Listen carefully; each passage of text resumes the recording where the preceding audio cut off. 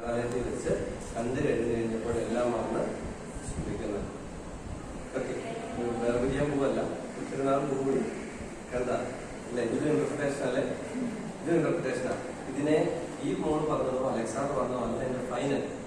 ആർക്കും എങ്ങനെ ഇന്റർപ്രറ്റ് ചെയ്യാം, അതാണ് ഈ കാർഡിന്റെ പ്രത്യേകത, ഈ ചൂടിന്റെ പ്രത്യേകത. പറഞ്ഞു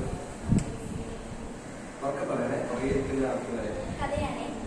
അച്ഛൻ അമ്മ ഒരു പെൺകുട്ടി, സന്തോഷകരമായ അപ്പോൾ അച്ഛൻ വിദേശത്ത് വർക്ക് ചെയ്യുന്നു, അമ്മയും മോളും മാത്രമേ വീട്ടുള്ളൂ. അപ്പൊ അമ്മയാണ് മോളുടെ ബെസ്റ്റ് ഫ്രണ്ട്, എല്ലാ കാര്യങ്ങളും അമ്മയോടാണ് പറയുന്നത്.